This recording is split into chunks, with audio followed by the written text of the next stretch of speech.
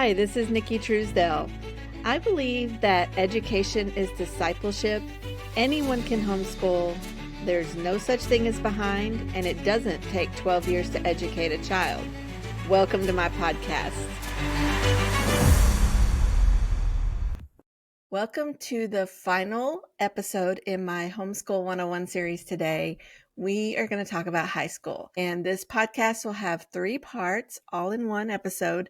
We're going to talk about why you would even want to do such a thing as homeschooling high school, how to plan a high school education at home, and how to create the transcript and get your child all the way to graduation and ready for the next phase. So I just want to begin. If you're new here, I've got 25 years of homeschooling behind me. I've graduated 3 of my kids so far, and I'm currently still homeschooling my 2 youngest who are teenagers. They're 14 and 17. So I have a little bit of experience, and I want to share with you what I've learned along the way, not just about the nuts and bolts, but also the really important question of why and how. So I believe there is no more important time to educate your children at home than the high school years. We often see people who have homeschooled their children all the way up through junior high, and then they have a fear or an anxiety that they can't do a proper job in high school, so they send their kids off. Or I know a lot of people think that their kids would be better off having all the high school social activities in a public school. Let me tell you, neither of those things is true, and I'm going to talk about all of that today. So why is homeschooling high school the best way? Well, there's no more important time in your teenager's life than right now when they are preparing to go into adulthood, preparing for the entire rest of their lives. This is the last few years before their adulthood, and the last few years you have the ability to have a profound influence in their hearts and in their minds. So, the first thing that you should do, whether you're excited about homeschooling high school or you're nervous and dreading it and maybe thinking there's no way, I want you to assess your priorities and your goals and the reasons that you chose homeschooling. Whether you've been doing it for years or you just decided yesterday, I want you to think about why you chose this. And if you never wrote that reason down, this is a really good time to do it. You need to go back to that purpose that you started with, because that's going to solidify everything else that I'm about to talk about. What were your goals? What are your priorities? What is the desired outcome? If you want to get your kid into a good college, then I've got advice for that. If you want to create a well-rounded, well-educated adult, I've got advice for you. And honestly, no matter what path your high schooler chooses, that should be the goal. A well-educated, mature adult who can function well in society and who can choose any path, even if their paths change. We are tasked with raising our children up to prepare them for the future, and not just a job, not just a college education. We want our children to be lights in this world. In fact, the scriptures say, children of God without blemish in the midst of a crooked and perverse generation, among whom they shine as lights in the world. That's Philippians 2:15. To me, that should be our goal as Christians.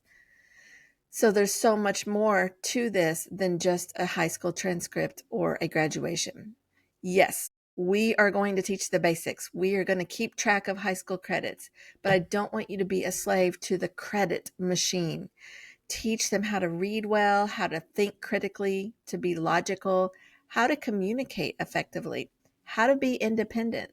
Look at what's wrong with the world around you and ask yourself, how can I prepare my kids to be different than the world? So one of the main reasons I love homeschooling high school is worldview training. Everyone has a worldview. Every school has a worldview. But what kind of worldview is it? This is the time when you can be training your children with a strong biblical worldview. And basically what that is the core beliefs that determine how you see the world. Maybe you're not even sure what your worldview is, but I promise you a strong biblical worldview will prepare your kids for what I just talked about from Philippians. This determines your view of people, of culture, of politics, of morality, family. A biblical worldview shapes every single aspect of your life. And so, what you want is to take this time and make it a focused worldview training. So, while your kids' public school friends are at school and being trained in a secular humanist worldview, they are learning the world's ideas of sexuality, selfish ambition, feminism, humanism, atheism, woke ideology. While that's happening, your teens could be daily trained in God's design for men and women, for the Christian life, the fruits of the Spirit, God's definition of wisdom and foolishness. And you can do that by giving them a distinctly Christian education at home. Briefly, Christian education is where your kids are presented throughout their high school curriculum with God's view of the world, whether it is the view of history, of our origins, science, technology, just even through the biographies of famous men and women throughout history. We get to see the big picture because we get more than just the secular humanist worldview.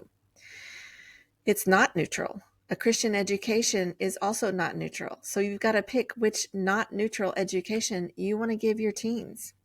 A Christian education at home is the complete opposite of what happens at public school. Many people think that maybe a Christian education just means buying textbooks that have scriptures printed on the pages, or maybe the workbooks, or you add a Bible study to your curriculum. No, Christian curriculum is infused with the biblical worldview. And so it shows your kids the whole world from God's view. I do have a whole separate podcast or two on this, and I talk a lot about the different curriculum that we pick that has this worldview. Another thing that's so cool about high school at home is that you get to train your kids for responsibility. So I see this all the time on the internet, and you've probably seen it too, where people say, I wish I hadn't spent so much time learning about geometry when I could have been taught how to do my taxes or how to create a budget. Guess what? That has always been the job of parents. And I know that sometimes kids look at their high school curriculum and think we're learning a whole lot of useless stuff. Honestly, the way the public school system is right now, they are learning a lot of useless stuff. And what they're not getting is a lot of real world practical tips. And so what you can do in the reverse at home is to give your kids a full life of responsible adult training. So what does that mean? First of all, it means that everything they're learning is not going to be centered around race and gender and other non-academic topics. You can weed out all that extra stuff that doesn't even matter. Focus on strong academics and then give your teenager time to learn about the real world. They're on the verge of adulthood, and that doesn't just mean going to college and still acting like a teenager. Ideally, you want your high school graduate to be ready to live in the real world. They will be expected to live like adults, hopefully. So when they spend the teen years at home, they get to be trained in what adults are supposed to do. Real world education like money management, career choices, managing a household, marriage counseling, even taking care of children. How many college graduates do you know that have not learned any of that? And so by the time they've gone through high school and college, they still come out not knowing what to do with the real world. Your teenagers are at the perfect spot to be learning that, and who better to model it than their mom and dad? High school is often filled with counselors. At a public school, they have the high school education counselors, college counselors, teachers, coaches, peer groups that have a ton of influence because they spend the most time with your teenagers. It's very important to think about who is spending the most time with your teenager and who is mentoring them and counseling them, and what are they counseling them in? Are they teaching your son to be a godly man and a loving husband and an ethical worker and a provider? Are they teaching your daughter how to be feminine, not feminist? Are they teaching your teenagers how to be responsible adults, how to understand the Constitution and make wise decisions when voting, how to find a good church home, how to raise a family. No, I can promise you 100% they are not learning those things in public school. This is a parent's job. And when your teenagers are educated at home, you have so much more time for this kind of education. Personal relationships are another thing that you can either throw your kids to the public school socialization system, and I think we're all familiar with what that looks like. Or you can train your teenagers in what personal relationships ought to look like. If they've had some awkward teen years, don't worry. This is the time to gently train and coach and model mature interpersonal relationships. And it starts in the home. It always starts in the home. Kids don't need to go to school to learn how to socialize with other people. They start at the home with the adults and the siblings in the house, and it works out from there with the community members, church members, friends in the neighborhood, wherever they go. That's where they practice social relationships. I remember I was homeschooled from the 6th grade to 11th grade, and it was exactly like I'm talking about. But for my 12th grade year, I had friends in a small private Christian school nearby that asked me to join them at this school. It was really fun and I should come. So I talked my parents into it and they let me go to this little private school for my senior year. There's a lot of things I could say about that experience, but one of the things that I can tell you is my family time came to an abrupt end for my senior year because the school had so many very important activities to keep me busy that I was almost never home. I had the full day at school. I had a part-time job as a waitress, and then I did all the other activities I could at the school. And I almost never saw my family anymore. This is not biblical. This is not how kids are meant to be raised. Our children are not meant to be handed off to someone else just because they're in high school. But that's exactly what's normal in America today. So in a typical situation, you basically kiss your kids goodbye around high school and hope for the best. Sadly, this is widely accepted in Christian homes too. Parents get to spend almost no meaningful time with their kids in conversation, relaxed meal times, and just free time spent together. But the high school years can also be completely opposite from that if you have your kids at home. And I want you to know that every time I say at home, that doesn't mean they're prisoners in their home. I always get the naysayers who say, oh, you're going to lock your kids up for the rest of their lives. I've never locked my kids up, ever. We actually do go out in society and participate with other humans in life. What I mean is that the high school years at home are a grounding time. They're a foundational time for the rest of your teenager's life. And the high school years are my favorite time because of the time we have together for things that are not in the school schedule. So when the school books are finished, we get to relax and enjoy time together in the house, in the yard, running errands, going to eat out. Whatever that looks like, we still have family time too. But we also have these fun conversations that spring up out of our school topics, like history lessons that lead us to talk about current events, slavery, war, economics, apologetics. So many different things come up in conversations when you have time with your teenagers. Internet. The internet leads to a lot of interesting conversations. And I just want to ask you, have your kids been given the chance to discuss current issues with you? They should. You should be the first person they're discussing current issues with. And that's not to say they can't have other mentors or adults in their life that have these conversations. But I definitely believe God designed parents to be the first line for this, the first influences. Well, this brings me to this statement. Don't let the fear of high school curriculum prevent you from having this time with your kids. Don't let your pity for the loss of worldly socialization stop you from making high school a rich and full season for your teens. The socialization in public schools is the most atrocious it has ever been. Even if you look back and say, I had a great experience, You cannot compare your high school experience to what the teenagers in this day have to deal with at a public school. Remember, you are shaping the future. These teenagers are being shaped by someone, and if you homeschool them, they're being shaped by you.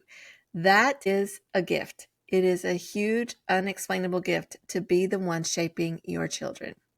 Some of the best, most fun school days that we've had are where the homeschool curriculum topic, whatever it is, led to conversations that led to rabbit trails based on anything that we discussed. And so we will often put our lessons aside because the kids want to have a deeper conversation about this. Sometimes it's during school, sometimes it's late at night when you're ready for bed, but this is so cool. This is such a gift that you would be missing out on if you're not the one raising your teens. This has probably been one of my favorite parts of homeschooling teenagers. They aren't on the lesson plan. There's not a worksheet. There's not a quiz. They may not get a credit for it, but your kids are thinking and growing and shaping their worldview. They're asking questions, and they are actively involved in their education. So I spoke about curriculum, and we're actually going to get to that in just a minute, but you've probably seen these memes that float around that say, why do we send our kids to be educated by a system that left us feeling inadequate to teach them the very things that system taught us? Well, we live in an age of experts where we're just told that unless you have a certain degree or two in a certain field, then you can't do whatever. And so we think that you have to be educated to be an educator. You have to be certified. You have to have certain degrees in certain fields to educate children. That is not true. It's the modern way. It doesn't mean it's the only way. So I want you to not fear the curriculum. I'm going to set your mind at ease in just a little bit.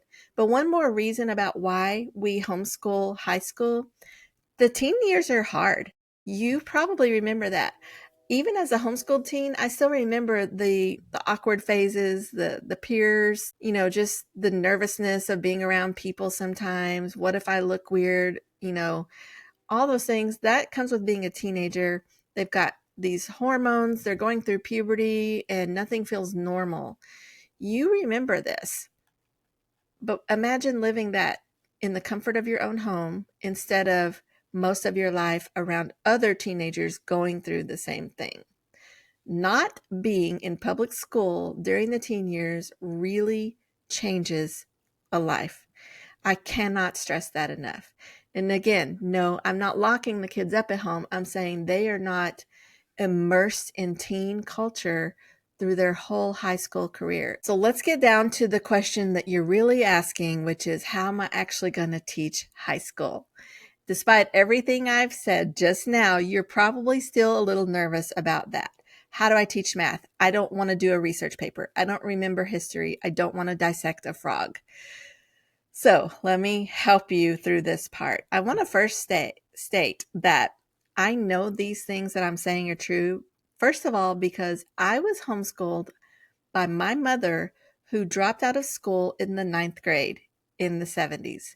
She actually got pregnant with me when she was 14 and dropped out of school at that time and never went back. Fast forward to when they found out about homeschooling, my mom and dad chose it, despite the fact that my mom did not even have a high school diploma and my dad only had a high school diploma. And then that taught me that anyone can homeschool, which is why that's the title of my book. If my mom could homeschool me through high school without having actually been to high school herself, I'm telling you, anyone can do this. The resources available to homeschoolers are incredible. If you are new to homeschooling, you're probably not yet aware. You don't have to go down to the high school and get their books. We don't use anything that resembles a public school textbook.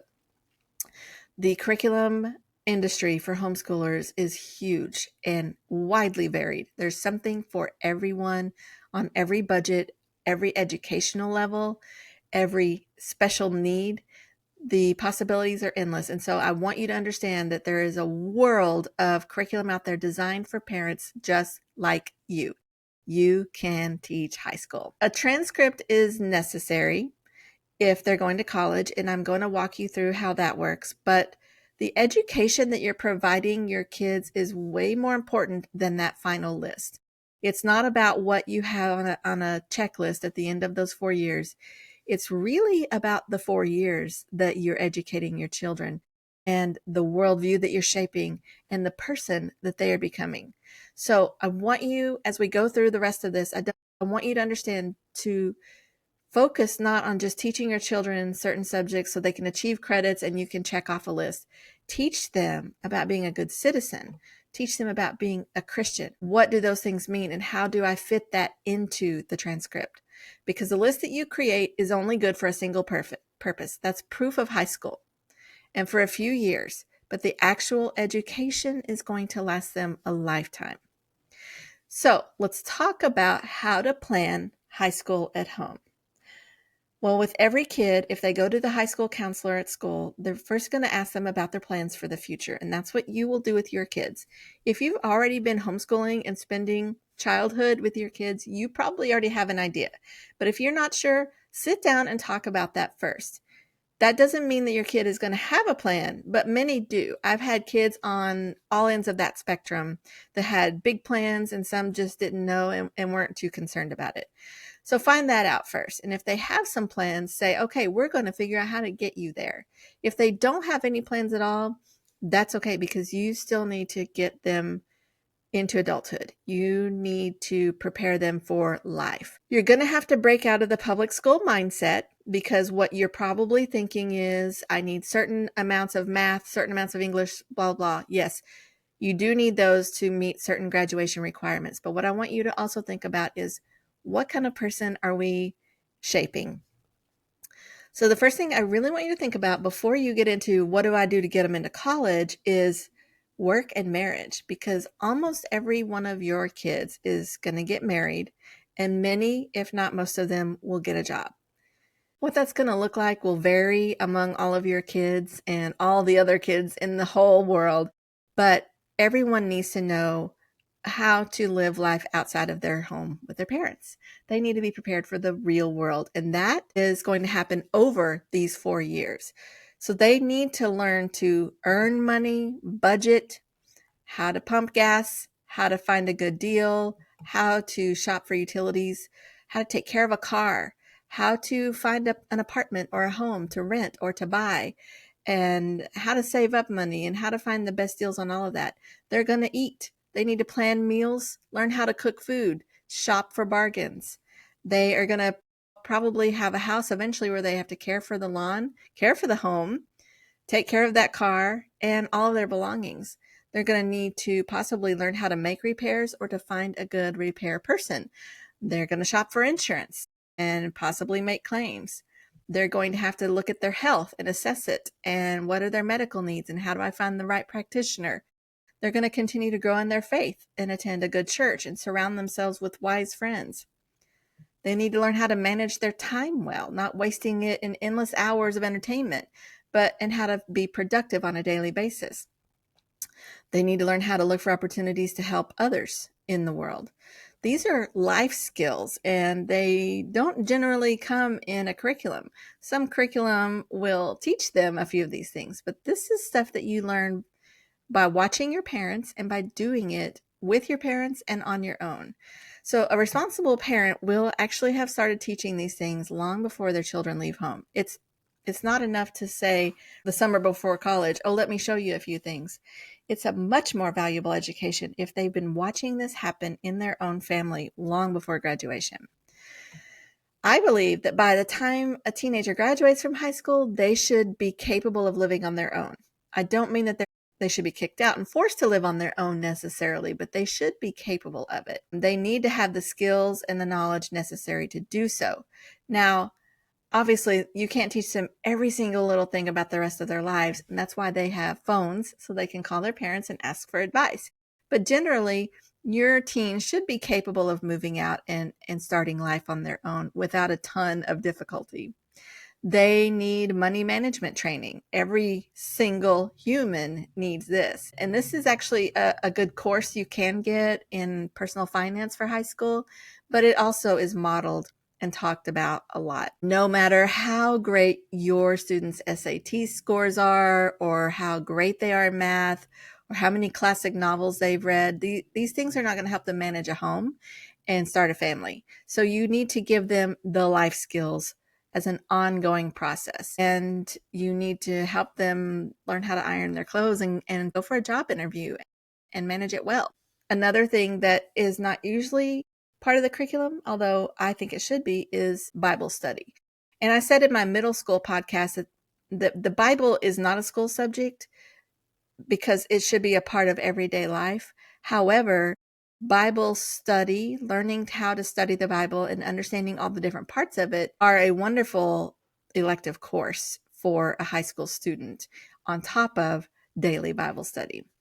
So these are things that can go on the transcript. You'll have electives like home economics, Bible, and personal finance to go on the transcript, which I will talk about in just a few minutes. But they're necessary for everyone's lives, and every teen needs to be practicing these things, not just the last year of high school, but throughout their teen years. What if your student wants to go to college? So there are pretty straightforward requirements for college. And yes, homeschoolers always go to college. I did. I went to college in 1990. So if I could do it then, your kids can do it now. Basically, what they will need is definitely a high school transcript with a certain number of credits. Some colleges are going to require certain GPA, maybe volunteer hours, and of course, some test scores, the SAT or the ACT. So the best thing I recommend, and many other parents do too, is to decide what possible major your student is interested in, and perhaps even what colleges they're interested in, and talk to those colleges ahead of time and ask, what are the incoming freshman requirements for my teenager to attend your college? And they'll tell you there may be certain courses that you want to put on your child's high school plan to get into that college. Maybe they're going to practice some of the tests, the SAT or ACT, or even a junior college has their own entrance exams. Take note of what you need to start working on now if your child wants to go to that college. You can do practice tests for the ACT and SAT and even your local college tests, and find out what is necessary for acceptance into that college. You can also ask about scholarships and what can we be doing now to earn scholarships. These are all things that you can start early. Test prep may need to be a regular part of your child's studies. Another option is dual credit. A lot of the teenagers in my area do this, the homeschool kids.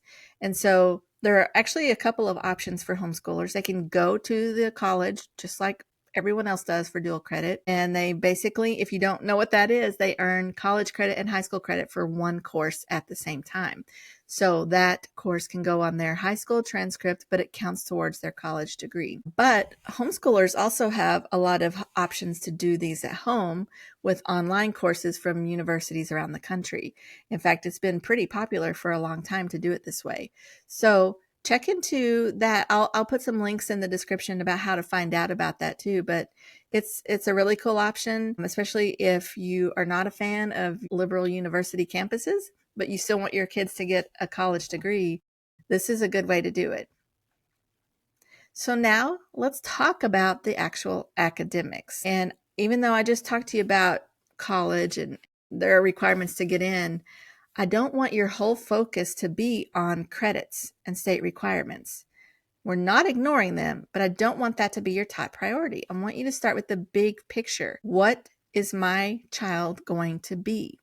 And I don't mean, are they going to be a lawyer or a plumber?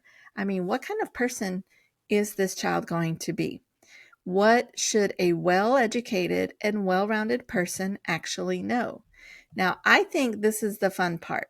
I think this is the part of high school planning where you get to dream big, let your teenager dream big. Think about all the stuff that you wish you had learned or you really want to share with your teenager. Just make this crazy mad list of all those things. And then let's look at the academics too. And what I'm talking about with those is, do you want to teach your daughters how to sew? Figure out a way to add this in. Do you want your son to learn car mechanics? Or do you want to make sure they read all of the Tolkien works? It can be whatever you have thought would be cool for a high school education. You can tailor make one for your teenager. And this is the time to be thinking about it. Alongside all the academics that everybody knows they have to take, think about all the extra things too. All those things that you wish you had done yourself or you would like to do for your teenagers. And again, get their input too. What would they love to know? What would they love to learn how to do? On top of all that, they need to be well read. And by that, I mean two things. First of all, can they read well? Because oftentimes we find out that teenagers have gotten all the way to high school and they're still not proficient in reading. If that is the case, stop what you're doing right now and correct that. There are remedial reading helps that you can use even for teenagers to go back and help them if it's a phonics issue or a dyslexia issue or something. Find the help now, because a well-educated person is someone who can read, and that's foundational to all other education. Next, they need to have a good foundation in grammar and writing skills. This is going to matter because of the age of the internet. Half of our lives are online now, and clear communication is very important. And so even if your child is not going to grow up to be a writer or a public speaker, they still need to know how to do it properly. They need to be able to have a clear and concise conversation with anyone they meet, and perhaps write a decent, coherent Facebook post. So understand, you are going to be putting these English credits on their transcript, but it's so much more than credits. You want them to be good at this. They should have, at the very least, a basic knowledge of math that applies to the real world. So they can go all the way up to algebra. They don't have to take algebra if you choose that, or they can go much higher into the higher math forms in high school. Those are also a good way to do dual credit. If they're going to go into college, let them do dual credit difficult math. That saves you, saves money, saves time. It saves a lot of things. But mathematics are key. I mean, a person can't survive in this world without basic math. Even though they have a calculator and the internet on their smartphone, you have to have a basic knowledge of math. And then, of course, a well-rounded, well-educated person needs to know history, needs to know science. They need to know geography, understand how government works, and to have a few electives under their belt, whether it's a foreign language or a handicraft. The electives are just endless. So a well-rounded person needs to be able to function and to converse and to think and to possibly be a contributor to the world at large. So, transcript application. You're going to have, I'm going to talk about this a little bit more in a minute on graduation requirements, but you're going to have the English courses, the math courses, the histories, the science, and the electives. And they're all going to go on the transcript. So, as part of your planning process, you can do two things. You can keep a list as your kids go through their high school years and write down every course they took. Or you can make a to-do list, which is kind of what I've been doing for my teenagers. After the first one graduated and I kind of knew what we were doing, what we were facing, the rest of the kids got the benefit of what I learned with her. And I have 5 kids. And so I started making a to-do list, and it basically says, this is what you need to graduate. When you complete this, you will complete your high school education. And so I knew what was needed and I knew what I wanted them to learn. And then I created sort of the pre-transcript so that they could see the list. And then as each thing was completed, we checked it off. So let's talk about that. Let's talk about credits and transcripts and graduation. First of all, you need to check your state law for homeschooling, because some states actually have a homeschool graduation requirement.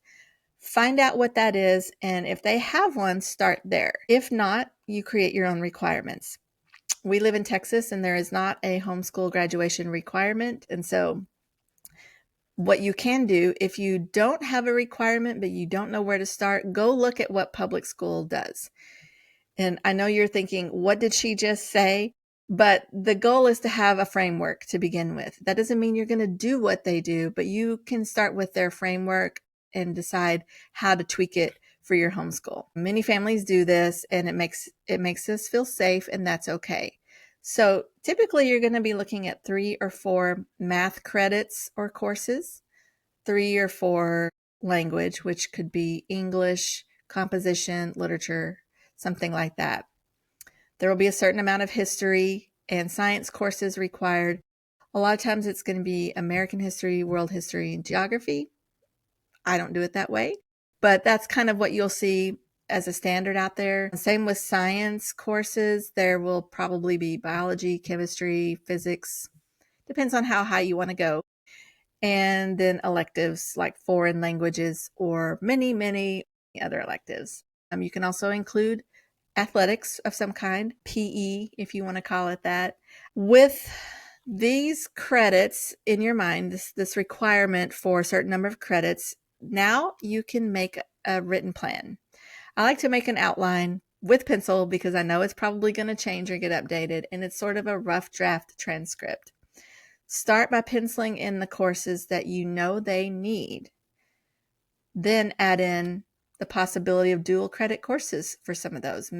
Maybe they're going to take a dual credit history or something like that. So make a note next to one of the history credits needed and say, okay, we're going to try dual credit with that, or at least look into it. Write down any and all electives that you want them to take. That includes Bible, music, life skills, which you will call home economics, any extracurriculars like that could be included, because if they spend the time, they should earn the credit. The possibilities are endless, but anything that doesn't fit in that framework of basic academics is going to be electives, and they can earn a credit for it. When you check off all these boxes, then you have completed high school. Then the next thing you need to consider is how many years you have. Maybe you're listening to this episode, but you've already gotten to 10th grade and you're panicking. Or maybe you're in 7th or 12th grade and you're really panicking. Or maybe your kids are in 7th grade and you're starting to look ahead. So at this point, you want to consider how much time you have. How long will it take to complete this plan that you have, or how long do they have left? Will it take 4 years or 3 years or 5 years? Actually, as a homeschool parent, that timeline is up to you and your student. It's okay if they don't use up all 12 years. It's okay if you go 13 years. 12 years is not necessary. What's necessary is the actual content of the education and the completed courses. It's not about grade levels. It's about the education they receive. So if it takes less time or more time than the typical 12 years, it's not right or wrong. This is a plan. It's not a slave master, and you can adjust as you go.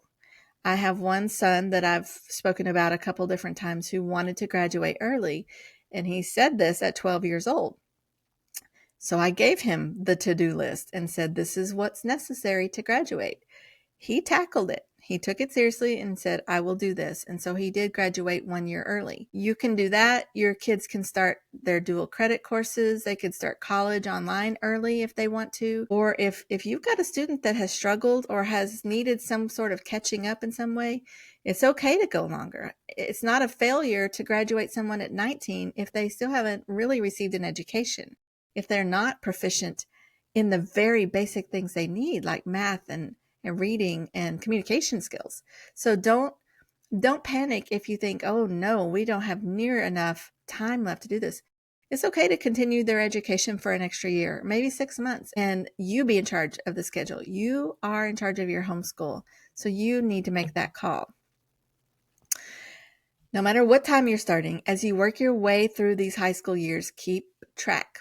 Keep a notebook or keep a spreadsheet of what they're doing. Write down year by year what courses they take, including the grade if you give them grades, any extracurriculars, volunteer work. Did they take co-op classes? You can even keep a reading list. You will have a jump start on basically creating that transcript and may even decide to create it as you go, which I started doing once I really felt comfortable with it. If your kid is not college bound, you don't have to create a high school transcript for homeschool, but I think it's a good idea because maybe right now your child is saying, I'm not going to college. I hate it. I'm never planning on it, but they could change their minds. You know, people go to college after 2, 3, 4, 5 years after high school. And there's still a window there where the college would want to see their high school transcript.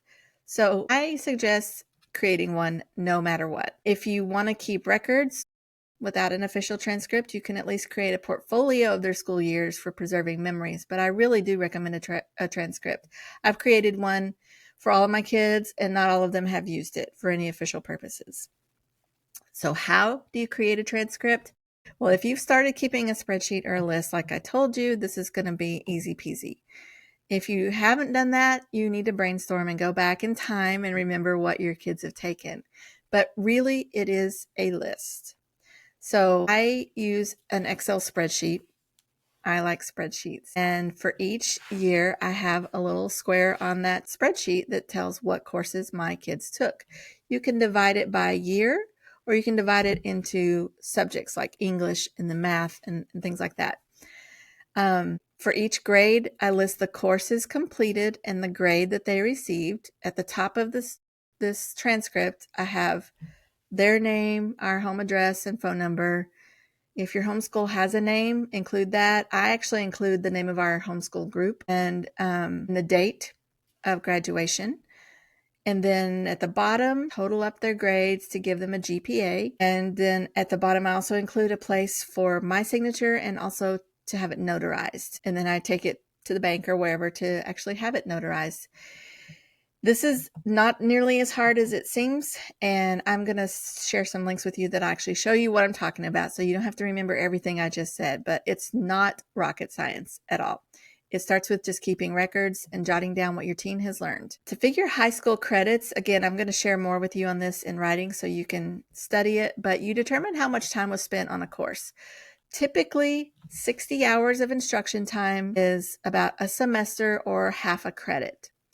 120 hours of instruction time or about a full school year or 2 semesters equals a full credit. Now, in my state of Texas, I don't have to keep track of hours, so I don't. I don't even worry about that. What I do worry about is, did my kid take the course and complete the course? So did they do enough work for a whole semester or 2 semesters? That's what I look at.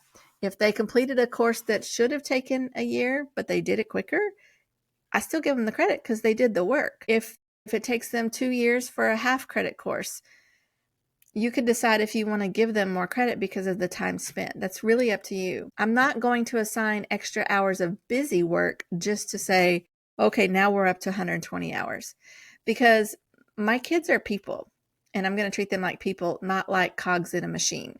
So if their full credit course didn't take 120 exact hours, I don't care.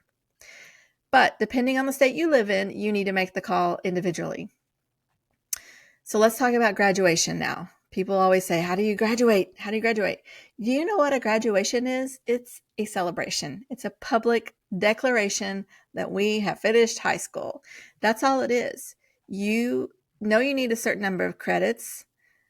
You need a transcript and you need a diploma, but very few colleges ask to see the diploma because all that says is, yes, we had a graduation party. The transcript is really the important document. So the graduation ceremony is the time to celebrate. That's what a graduation is. That's when you either sign them up for the homeschool group in your area's graduation. Maybe there's a state homeschool graduation. Where I live, Texas is a huge state. And so mostly individual groups or even families host a graduation ceremony that they design, or even a private backyard party for homeschool kids. And the parents give a little speech if they want. All the friends and family are invited. The diploma's handed over. They can get a cap and gown if they want. But it's just a fun thing. This should be the fun party at the end of the high school career. Don't get caught up in thinking that it's going to make or break your child's future, because it's not. This is just a ceremony to celebrate. I will also share with you how we do that in our area.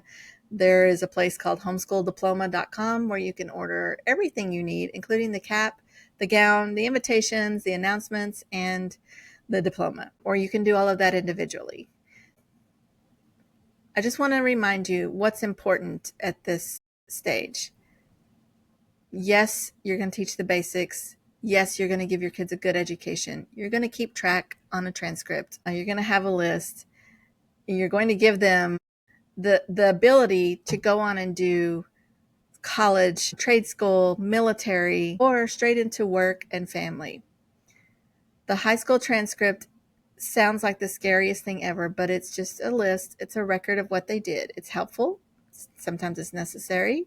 Graduation is the party at the end, but remember to put each one in its proper place. That should be second to shaping the hearts and souls of a new generation of world changers. Keep the goal in mind. Don't panic, and don't compare yourself to the rest of the world. I've got a lot of links in the description below that I talked about today, and I also do private homeschool consultations.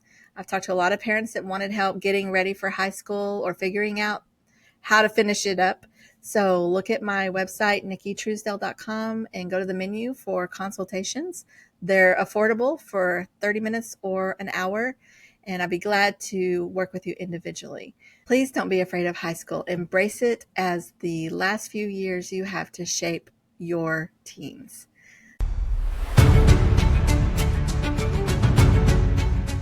Thank you for listening to my podcast today. If you want more content like this, you can go to my website at nickitruesdale.com. That's nickitruesdell.com. And find me on Facebook, Instagram, and X. Thanks for listening, and I'll see you next time.